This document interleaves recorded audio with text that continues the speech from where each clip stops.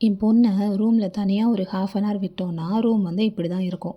இது வந்து எங்க அம்மா வீட்ல இருக்கிற என்னோட ரூம். இந்த வீடு நான் 5த் ஸ்டாண்டர்ட் படிக்கிறப்போ கட்டுனாங்க. அப்பத்துலருந்து இதுதான் என்னோட ரூம். எனக்கு வந்து என்னோட ரூம் ரொம்ப பிடிக்கும். நான் கொஞ்சம் பெருசானதுலேருந்தே இந்த ரூம்ல வந்து எனக்கு பிடிக்கிற மாரி நெறைய திங்ஸ், நெறைய டாய்ஸ், குட்டி குட்டியான ஐட்டம்ஸ் அப்போலாம் ரொம்ப நெறைய கிடைக்கும். அது மாரி வாங்கி அடிக்கடி ரீஅரேஞ்ச் பண்ணிட்டே இருப்பேன். அப்புறம் எனக்கு மேரேஜ் ஆனதுக்கப்புறம் கம்ப்ளீட்டா இந்த ரூம் வந்து எம்ப்டி ஆயிடுச்சு. ஏன்னா, நான் வந்து சென்னை கிளம்பிட்டேன். ஆல்மோஸ்ட் என்னோட திங்ஸ் எல்லாமே எடுத்துட்டு போயிட்டேன். கொஞ்சம் ட்ரெஸ்ஸஸ் மட்டும் விட்டுட்டு. அதுக்கப்புறமா நான் எப்பயாவது வெக்கேஷன் கிடைக்கிறப்போ, மேக்ஸிமம் ஒரு 10 டேஸ் அந்த மாரி மட்டும் தான் நான் இங்க ஸ்டே பண்ணியிருக்கேன். ஸோ, இந்த ரூம் வந்து ரொம்ப காலியா இருந்தது. ரொம்ப வருஷத்துக்கு அப்புறம் இப்ப தான் இங்க இருந்து ஸ்கூல், காலேஜ்லாம் போலாம் கொஞ்ச நாளைக்கு அப்படின்னு சொல்லி, நான் திரும்ப ரூமெல்லாம் வந்து கொஞ்சம் ரீஅரேஞ்ச் பண்ணிட்டுருந்தேன்.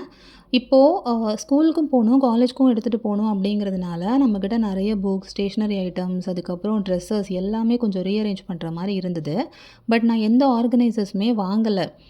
டெம்பரரி தானே, எதுக்கு வாங்கி டம்ப் பண்ணிட்டு அப்படின்னு இருக்கிற செப்பல் பாக்ஸ், நார்மல் அந்த எம்ப்டி பாக்ஸஸ் எல்லாம் இருக்கும்ல, அதிலேயே வந்து திங்ஸ் எல்லாம் ப்ராப்பரா அரேஞ்ச் மட்டும் பண்ணி வச்சேன். ஏன்னா, காலையில காலேஜ் கிளம்பிட்டு இருக்கிறப்போ உட்காந்து தேடிக்கிட்டு இருக்க முடியாதுல்ல. அதுக்காக இந்த பெட் ஸ்ப்ரெட் மாத்துறதுல தான் இருக்கிறதுலயே எனக்கு ரொம்ப கஷ்டமான வேலை. அது எனக்கு வரவே மாட்டேங்குது.